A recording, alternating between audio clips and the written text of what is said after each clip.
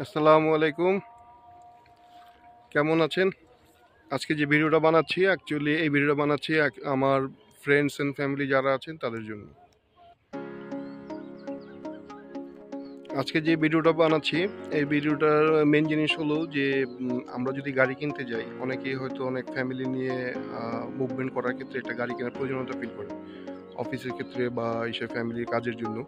তো সেই ক্ষেত্রে আমাদেরকে প্রথমেই মাথায় আসে যে আমি গাড়িটা কি ব্র্যান্ড নিউ কিনবো না সেকেন্ড হ্যান্ড কিনবো। তা আসলে আমরা আসলে গাড়ি কিনতে কেনার ক্ষেত্রে কোন জিনিসটার মধ্যে আসলে যাব, নতুন গাড়ি কিনবো, ব্র্যান্ড নিউ কিনবো না সেকেন্ড হ্যান্ড কিনবো।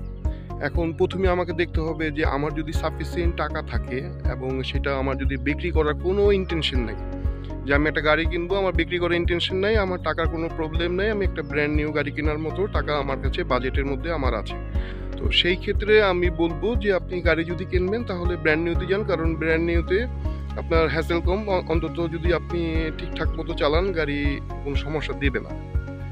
কিন্তু এখন মনে করেন যে না, আপনার চাকরিজীবী, আপনার টাকা পয়সার মধ্যে লিমিটেশন আছে, একসাথে এতগুলো টাকা আপনি ইনভেস্ট করতে পারবেন না।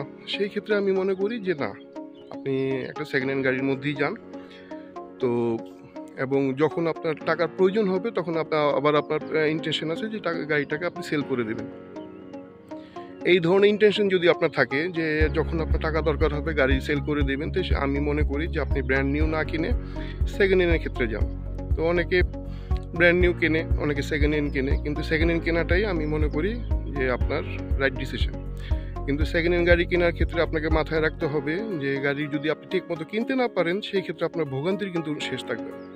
সেকেন্ড হ্যান্ড গাড়ি কিনবেন কিন্তু আপনাকে জানতে হবে যে কেনার সময় কি অনেকগুলো জিনিস আছে যেগুলো দেখে যদি আপনি না কিনেন আপনার গাড়ি নিয়ে ভোগান্তি শেষ হবে। আপনি সেকেন্ড হ্যান্ড গাড়ি কিনবেন, সেকেন্ড হ্যান্ড গাড়ি কিনলে আপনার সবসময় মাথায় রাখতে হবে যে গাড়িটা যে দামে কিনছেন সেটা যেন আপনার বাজার দর হিসেবে যেন ঠিক থাকে।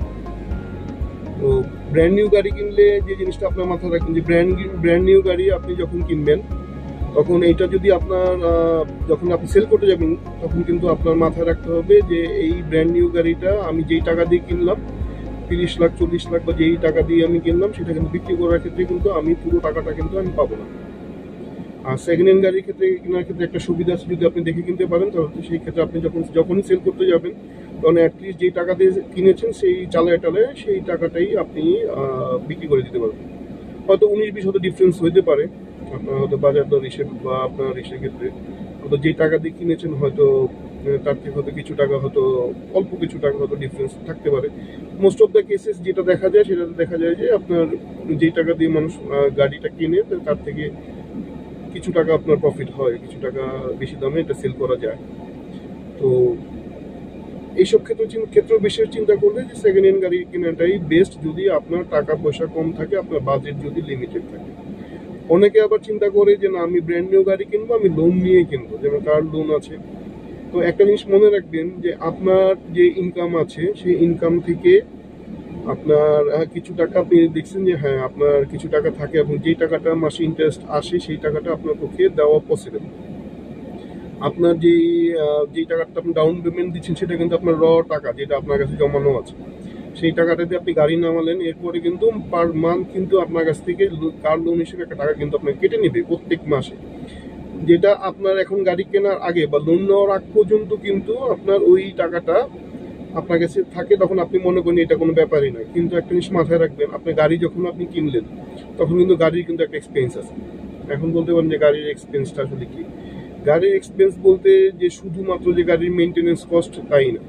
গাড়ি যখন আসবে তখন দেখা যাবে যে আপনি গাড়ি নিয়ে কি আপনি বেরাবেন না, গাড়িটা কিনছেন গাড়ি নিয়ে এখানে ওখানে যাবেন না, তখন কিন্তু আপনার পকেট থেকে কিন্তু টাকা বেরোবে, আপনার খরচ কিন্তু বাঁচবে। এই হিসাবটা কিন্তু কেউ করে না।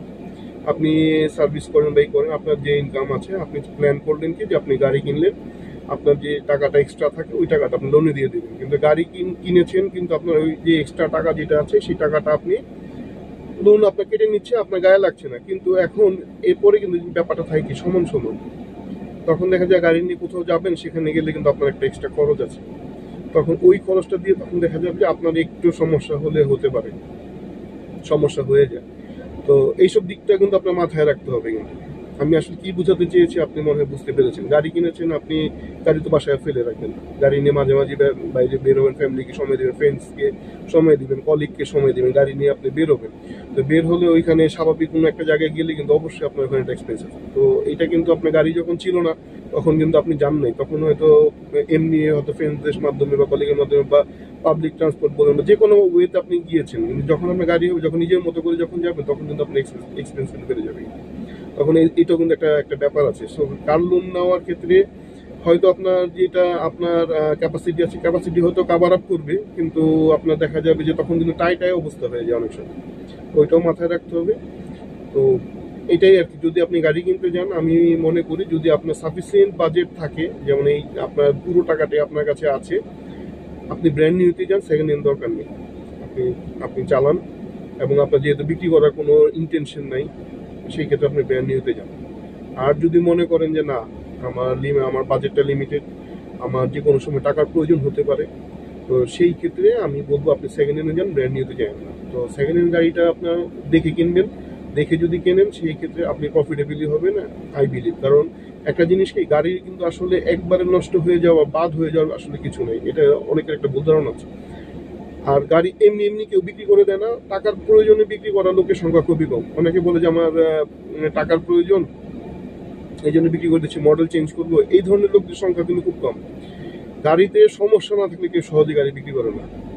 আর যারা গাড়ির ব্যবসায়ী তারা তারা ছাড়া সাধারণত গাড়ি কেউ বিক্রি করে না, এটা আপনারা মাথায় রাখবেন। তো ওই থার্ড পার্সন থেকে গাড়ি কেনার থেকে ডিরেক্ট যে ওনারের কাছ থেকে গাড়ি কেনাটা আমি বেস্ট মনে করি।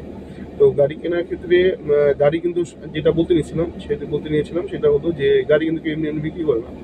তো গাড়িতে আপনার সমস্যা থাকবে, যে যতই বলুন না 100% কোনো কাজ নেই, কিন্তু গাড়িতে অবশ্যই কাজ থাকবে, কাজ আপনার থাকবে। সেকেন্ড হ্যান্ড গাড়ি 100% ঠিক থাকবে এটা হইতেই পারে না, কিছু না কিছু কাজ থাকবেই। যে যখন গাড়িটা বিক্রি করে দেয় তখন কিছু কাজ হাতে রেখেই বিক্রি করে। কেউ ওই 100% একদম পারফেক্ট অবস্থায় গাড়ি পাওয়া, এটা আসলে 100-তে একটা, ওরকম পাওয়া যাবে না। সো আপনি যদি একটা সেকেন্ড হ্যান্ড গাড়ি কিনলেন, গাড়িটা কিনে আপনি ওই গাড়িটাকে অবশ্যই টুকটাক কাজ থাকবে, আপনি কাজটাকে প্রথমেই করায় নেবেন, ঝেড়ে কাজটা করায় নেবেন।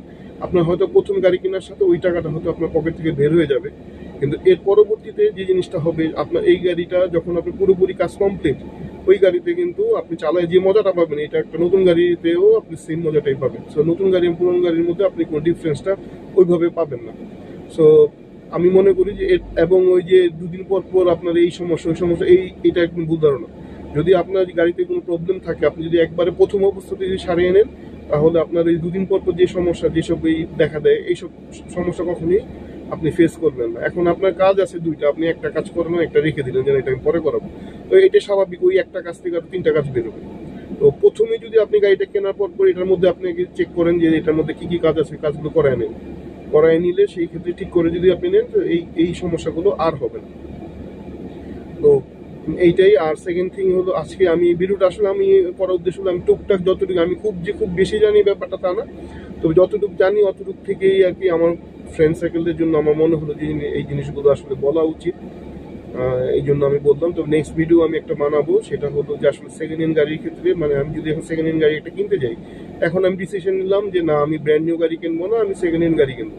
তো সেকেন্ড হ্যান্ড গাড়ি যদি আমি কিনতে যাই, তাহলে আমাকে আসলে কি কি জিনিস আসলে দেখে কেনা উচিত। কারণ এখন সেকেন্ড হ্যান্ড গাড়ি কেনার ক্ষেত্রে এখন বাটপাট দিয়ে সব জায়গা ভালো। হ্যাঁ, তো আমি যদি একটু খেয়াল না করি, এখন আমার সাথে হয়তো একটা ভালো মেকানিকের পরিচয় নাও থাকতে পারে। তো আমার যদি মেকানিক না থাকে, আমি যদি একাই গাড়ি কিনতে যাই, সেই ক্ষেত্রে আমি আসলে কি কি জিনিস আমার দেখা উচিত, এবং ওই জিনিসগুলো দেখে আমি কিভাবে আমি গাড়িটা কিনতে পারি, আমি সেকেন্ড ভিডিওটা করবো ওই জিনিসটার উপরে। তো হোপফুলি আমার এই ভিডিও আপনাদের কাজে আসবে আশা করি। আর যে কোনো জিনিসই আসলে ডিসিশনটা ফার্স্ট আপনি আগে ডিসিশন নেন যে আপনি আসলে গাড়ি যদি আপনি কিনতেই হয়, তাহলে আপনি আসলে কি ব্র্যান্ড নিউতে যাবেন না সেকেন্ড হ্যান্ড যাবেন।